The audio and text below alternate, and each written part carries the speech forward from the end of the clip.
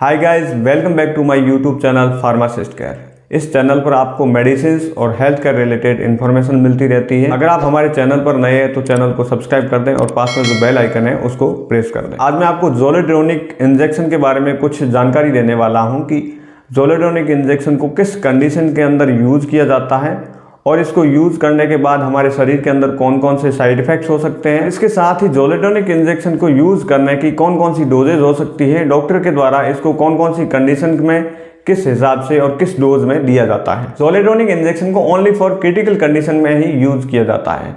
ये आपको हर medical store पर उपलब्ध होने वाला इंजेक्शन नहीं है। ये सिर्फ और सिर्फ हॉस्पिटल में ही अवेलेबल होता है और डॉक्टर की परमिशन के द्वारा ही इंजेक्टेड किया जाता है। जोलेडोनिक इंजेक्शन एक कैंसर से रिलेटेड इंजेक्शन है और ये कैंसर की कुछ खास कंडीशन में ही उपयोग में लिया जाता है। ये कोई नॉर्मल इंजेक्शन नहीं है, एक खतरनाक इंजेक्शन है। आपको सेल्फ यूज नहीं करना चाहिए, डॉक्टर के द्वारा ही इस इंजेक्शन को प्रेस्क्राइब किया जाता है। इस इंजेक्शन के क्लिनिकल यूजेस की बात करें तो zoledronic injection is most commonly used in hypercalcaemia malignancy. Malignancy का मतलब कैंसर। जिस पेशेंट को कैंसर हो रखा है और उसकी बॉडी के अंदर अचानक से कैल्शियम का लेवल इंक्रीज हो जाता है तो कैल्शियम के लेवल को कंट्रोल करने के लिए जोलेडोनिक इंजेक्शन को दिया जाता है। और हाइपर कैल्सीमिया मैलिग्नेंसी वाले पेशेंट को डॉक्टर के द्वारा जब जोलेडोनिक इंजेक्शन की एक डोज दी जाती है तो फिर 7 डेज का ब्रेक लिया जाता है। उसके बाद वापस कैल्शियम की जो मॉनिटरिंग की जाती है, शरीर के अंदर कैल्शियम का लेवल बढ़ रहा है या फिर घट रहा है। अगर डॉक्टर को पाया जाता है कि इसका जो कैल्शियम का लेवल है वो सही तरीके से अभी भी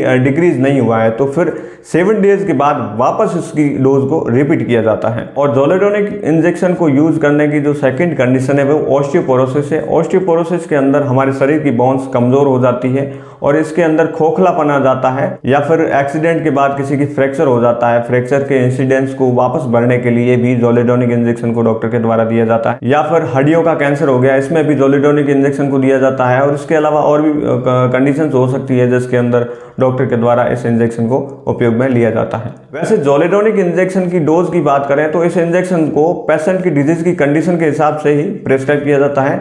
नॉर्मली इस इंजेक्शन को 15 दिन में एक बार आप लगा सकते हैं।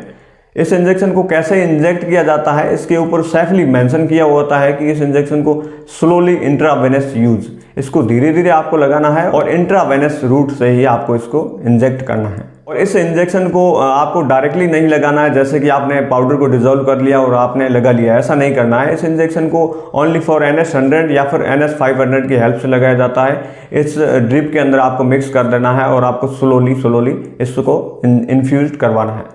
ये जो जोलेडोनिक इंजेक्शन होता है इसके एक वाइल के अंदर पाउडर फॉर्म में आता है और इसको 5 ml के अंदर डिजोल्व किया जाता है और इस 5 ml के अंदर 4 mg की क्वांटिटी में ये अवेलेबल होता है। और वैसे नॉर्मली हर एलोपैथिक मेडिसिन के साइड इफेक्ट्स होते हैं तो ये भी एक खतरनाक इंजेक्शन है। इसके भी बहुत सारे साइड इफेक्ट्स आपकी बॉडी के अंदर हो सकते हैं, जैसे कि आपको हार्ट अटैक भी आ सकता है, आपके पेट में दर्द हो सकता है, आपके सिर में दर्द हो सकता है, वॉमिटिंग हो सकती है, कब्ज की समस्या हो सकती है या फिर आपके पेट में गैस या एसिडिटी जैसा भी फील हो सकता है। और इन साइड इफेक्ट्स के अलावा कुछ कॉन्ट्रा इंडिकेशंस है, ऐसी स्थिति है जिनके अंदर इस इंजेक्शन को नहीं दिया जाना चाहिए।